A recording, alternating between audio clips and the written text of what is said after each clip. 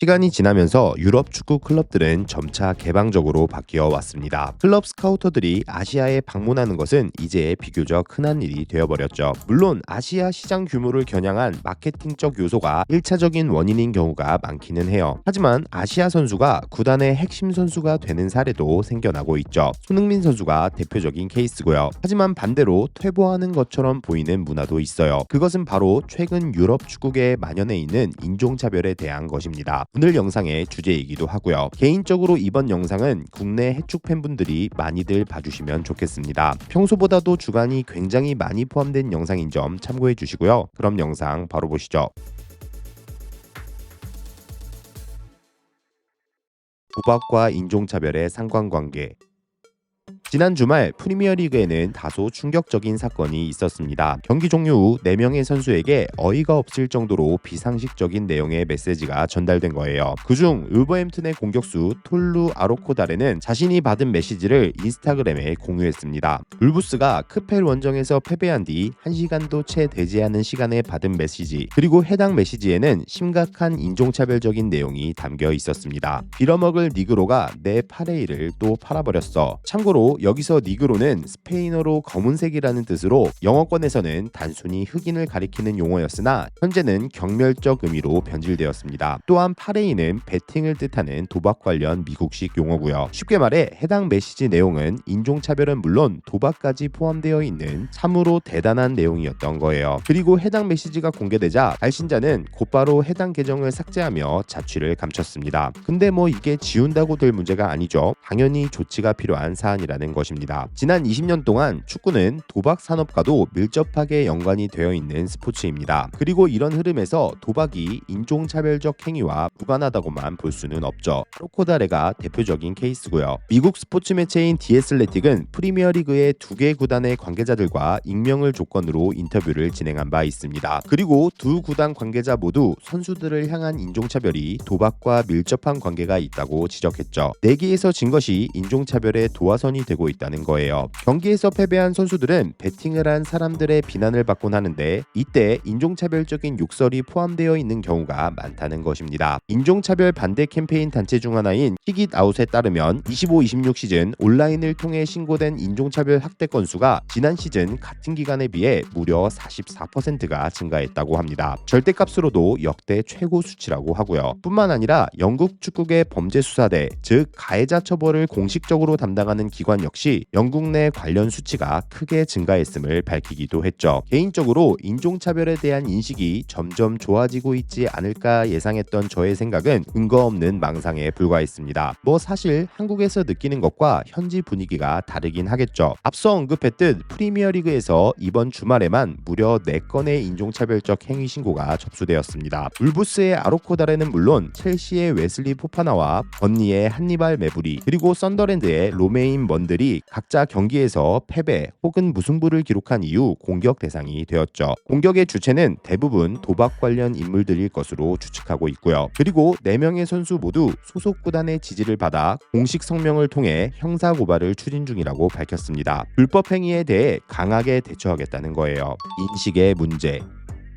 축구계 인종차별 문제는 비단 프리미어리그에서만 벌어지지 않습니다. 수많은 피해 사례들이 유럽 각지에서 발생하고 있죠. 대표적으로는 역시 레알 마드리드의 비니시우스 주니오르가 있습니다. 심지어 비교적 최근에 치른 벤피카와의 챔피언스리그 경기에서도 논란이 있었고요. 그리고 이는 비니시우스가 레알 마드리드 유니폼을 입고 뛰던 지난 8년 동안 인종차별을 당했다고 주장한 무려 20번째 사례라고 합니다. 제기된 의혹은 다음과 같습니다. 벤피카 소속의 잔누카 프레스티아니가 비니시우스의 환상적인 득점 이후 그에게 인종차별적인 욕설을 했다는 것입니다. 프레스티아니는 해당 혐의를 부인하고 있지만 이미 레알 마드리드 동료 선수들의 증언은 넘쳐납니다. 특히 음바페는 언론과의 인터뷰에서 인종차별적인 발언을 5번이나 들었다고 밝혔죠. 그리고 경기 후 벤피카의 조세 무리뉴 감독의 인터뷰는 저를 포함한 많은 축구 팬들에게 충격을 주었습니다. 그의 발언은 사실상 비니시우스가 상황을 유발했다는 거예요. 이런 재능을 가진 선수들은 멋진 플레이를 보여줄 수 있지만 안타깝게도 그는 놀라운 골을 넣은 것만으로는 만족하지 못하는 것 같습니다. 그런 골을 넣었을 때에는 예의를 갖춰 세레머니를 해야 합니다. 또한 무리뉴는 벤피카 역대 최고의 레전드인 에우제비오 역시 흑인이라는 것을 이유로 구단이 인종차별적인 클럽일 리가 없다고 주장하기도 했죠. 아니 그러니까 무리뉴의 말은 프레스티아니가 인종차별을 한 것은 맞는데 비니시우스가 당할 만하게 행동했다 뭐 이런 건가요? 아니면 다른 해석이 있는 건가? 솔직히 저는 이번 사건을 계기로 무리뉴 감독에게 실망했습니다. 다양한 선수들을 지도해야 하는 감독으로서는 정말 최악의 발언이었다고 생각해요. 물론 저는 개인적으로 비니시우스를 좋아하지 않습니다. 상대에게 향하는 파울이 너무 지나칠 때가 많아요. 그리고 자신이 비슷한 종류의 파울을 당하면 난리가 나죠. 일각에서는 비니시우스가 흑인이기 때문에 필연적으로 겪어야 할 일이라고 말하기도 합니다. 쉽게 말해 자신이 부당함을 당하지 않기 위한 몸부림이라는 거예요. 하지만 저는 그렇게 생각하지 않습니다. 인종차별 문제를 포함한 모든 종류의 평등은 모두가 동등한 위치에 있다는 생각에서부터 시작된다고 믿기 때문입니다. 특히 확실한 규정이 존재하는 경기장 안에서는 더더욱 그래야만 하고요. 그리고 이런저런 상황을 다 떠나서 인종차별은 이유를 불문하고 그냥 하면 안 되는 행동이라는 것입니다. 많지는 않을 거라고 믿지만 국내 커뮤니티나 유튜브에 달린 일부 댓글들을 보면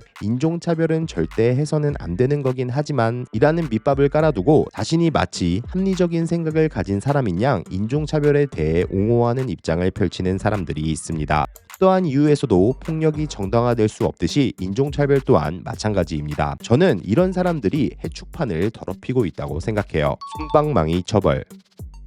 문제는 인종차별주의자들에 대한 처벌이 제대로 이루어지지 않는 순간들이 많다는 것입니다. 처벌 수위 자체가 조금 약하다는 지적들도 많고요. 작년 1월 잉글랜드 오브리그 소속의 테머스는 토트넘 호스퍼와 FA컵 경기를 치렀습니다. 그리고 예상대로 테머스는 0대3 패배를 당했죠. 하지만 패배에도 불구하고 테머스 소속이었던 크리스 워레에게는 자신의 선수 생활에서 잊지 못할 순간이 되었습니다. 처음으로 B클럽과 경기를 치른 거니까요. 하지만 경기 후 자신의 SNS를 살펴본 크리스 워레의 하루는 순식간에 천국에서 지옥으로 바뀌었습니다. 인종차별적 메시지를 보았기 때문이죠. 해당 메시지에는 차마 입에 담지 못할 악의적인 욕설까지 포함되어 있었다고 합니다. 메시지의 내용이 공개된 것은 아니지만 발신자는 20살의 해리 덤바라는 인물입니다. 그리고 그는 인종차별적 통신 혐의로 경찰에 체포되었죠. 이후 사건을 전담하게 된 포츠머스 지방법원은 덤바의 유죄를 인정, 3년간 축구장 출입 금지라는 중징계를 선고했습니다. 여기서 말하는 중징계, 3년간 축구장 출입 금지가 영국 법원이 선고할 수 있는 인종차별 행위에 대한 무거운 처벌이라는 것입니다. 물론 영국인들에게 해당 처벌은 우리와는 다를 수 있습니다. 그들에게 있어 축구는 보다 중요한 삶의 일부 중 하나라고 하니까요. 그럼에도 전 세계 많은 축구 팬들은 해당 처벌이 전혀 무겁지 않다고 주장합니다. 범죄를 저지른 사람치고는 일상생활에 별다른 재지가 없다는 거예요. 과거 첼시 팬으로 확인된 남성이 손흥민 선수를 향한 인종차별적 행위를 했을 때에도 마찬가지였습니다. 당시 런던 치안법원도 3년간 축구장 출입 금지라는 중징계를 내렸다고 전했죠. 그런데 과연 그 정도 처벌로 인종차별 문제가 개선될까요?